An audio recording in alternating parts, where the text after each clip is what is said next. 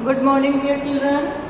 आज हम हमारे पाठ सुदामा चरित्र के प्रश्न अभ्यास करेंगे। कल हमने ये पाठ पढ़ा था, बहुत ही सुंदर कविता थी। इसमें हमने पढ़ा था कि कृष्ण से मदद मांगने के लिए सुदामा कृष्ण के द्वार जाते हैं। कृष्ण उन्हें देखकर अत्यंत दुखी होते हैं, उनका खूब आदर सत्कार करते हैं और उन्हें विदा करते हैं। विदा होते समय सुदामा के मन में बहुत सारी दुविधाएं थी कि कृष्ण ने राजा बनते ही अपना परिवर्तित रूप दिखा दिया और मेरी कोई सहायता नहीं की। लेकिन जब अपनी नगरी पहुंचते हैं तो वहां पाते हैं कि उस मित्र कृष्ण की कृपा के कारण उनकी परिस्थितियां बिल्कुल बदल रही है। उनकी टूटी चौपड़ी की जगह सोने के महल खड़े हैं। तो ये कविता हमें सच्ची मित्रता का परिचय देती है। अब इसी कविता पर आधारित अभ्यास प्रश्न हम आज शुरू करने वाले हैं बेटा। इसका पहला प्रश्न बेटा हम लोग देखेंगे, सुदामा की दीन दशा देखकर श्री कृष्ण की क्या मनोदशा हुई। ठीक है, हमारा पहला प्रश्न है, सुदामा की दीन दशा देखकर श्री कृष्ण की क्या मनोदशा हुई। ठीक है, आप प्रश्न एक का उत्तर लिखिए बेटा। सुदामा की दीन दशा देखकर श्री कृष्ण अत्यंत दुखी हो गए और दूसरों पर दया करने वाले करुणानिधि कृष्ण स्वयं दुखी होकर रोने लगे। कृष्ण इतने दुखी हुए कि उनके आंखों से अविरल अश्रुधार बहने लगी और उन्हीं आंसुओं से उन्होंने सुदामा के पैर धो दिए। परात में रखे हुए पानी को हाथ भी नहीं लगाया। ठीक है बेटा। अब दूसरा प्रश्न देखिए, पानी परात को हाथ छुयो नहीं, नैनन के जल सो पग धोए। ठीक है, हमारा प्रश्न 2। ठीक है, पानी परात को हाथ छुयो नहीं, नैनन के जल सो पग धोए। पंक्ति में वर्णित भाव को अपने शब्दों में लिखिए। उत्तर लिखो बेटा। अपने बचपन के मित्र सुदामा को घोर गरीबी में देखकर श्री कृष्ण अत्यंत दुखी हो गए। उन्होंने सुदामा का सत्कार किया, उन्हें लिवाकर अपने सिंहासन पर बिठाया और उनके पैर धोने के लिए परात में पानी मंगवाया। जब वे पैर धोने लगे तो उन्होंने सुदामा के पैरों की बुरी स्थिति को देखा कि पैर जगह जगह से कटे हुए हैं, उनकी एड़ियां फटी हुई है और पैरों में कांटे चुभे हुए हैं। मित्र की इस दयनीय स्थिति को देखकर श्री कृष्ण की आंखों से अश्रुधारा बहने लगी। वे इतना दुखी होकर रोए कि उन्होंने अपने आंसुओं से ही सुदामा के पैर धो दिए। उन्होंने परात में रखे हुए पानी को छुआ तक नहीं।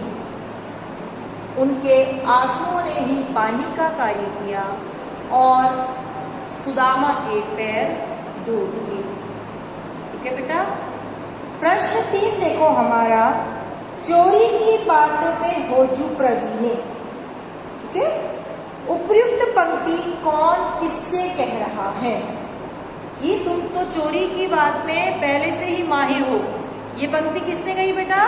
श्री कृष्ण ने सुदामा से। ठीक है, सुदामा को कहा था कि तुम तो चोरी की बात में प्रवीण हो। ठीक, आगे देखो, यह कथन, इस कथन की पृष्ठभूमि स्पष्ट कीजिए कि ये कथन किस बात को लेकर कहा जा रहा है। ठीक है बेटा। तो यह बेटा कि जब सुदामा श्री कृष्ण को अपनी पत्नी द्वारा भेजे गए चावलों की पोटली को संकोच के कारण छिपाते दिखाई देते हैं तो श्री कृष्ण उन्हें उस संकोच से उबारने के लिए ऐसा कहते हैं। ठीक है, कि उन्हें ये पंक्तियां श्री कृष्ण ने कही थी ताकि उनके मन में जो संकोच हो रहा हो वो छोटा सा उपहार देते समय वो उस संकोच से बाहर निकल आए। ठीक है। तीसरा है इस उपालंब मतलब शिकायत। इस शिकायत के पीछे कौन सी पौराणिक कथा है कि श्री कृष्ण ने ऐसा क्यों कहा कि तुम तो चोरी की कहानी की बात में प्रवीण हो, निपुण हो चोरी करने में।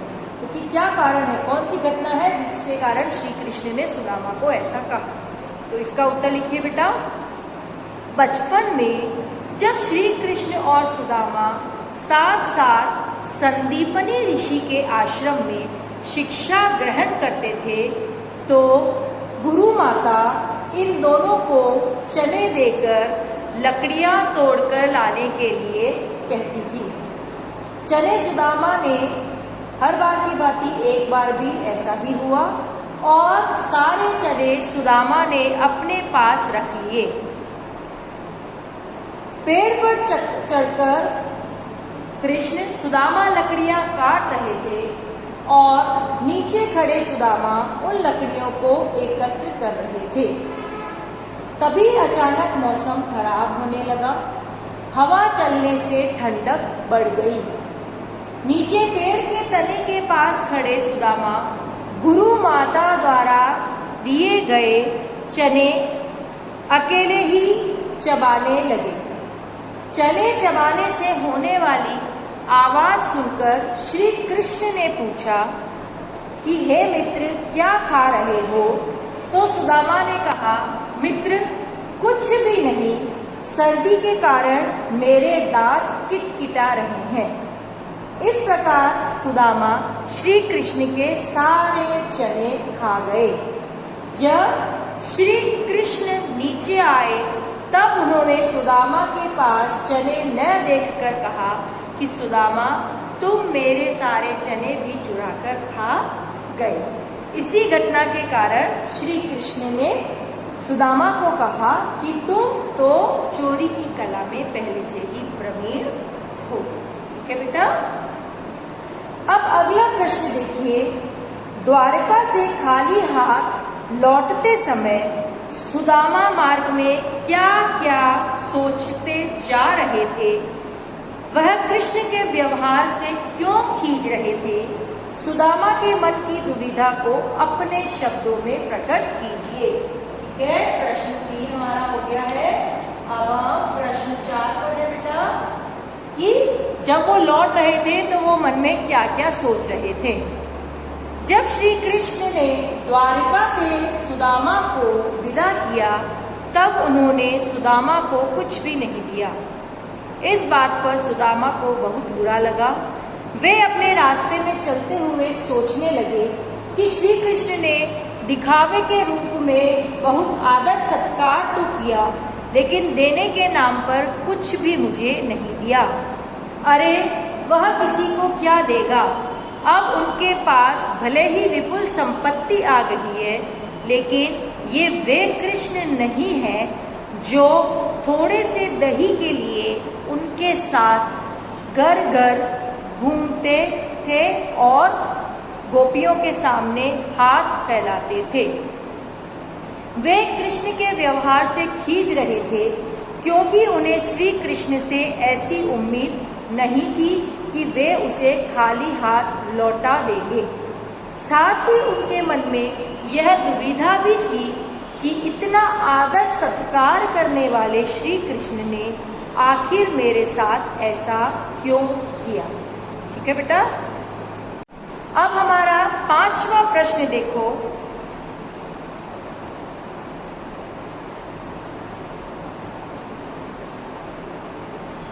अपने गांव लौटकर जब सुदामा अपनी झोपड़ी नहीं खोज पाए तब उनके मन में क्या क्या विचार आए, कविता के आधार पर लिखिए।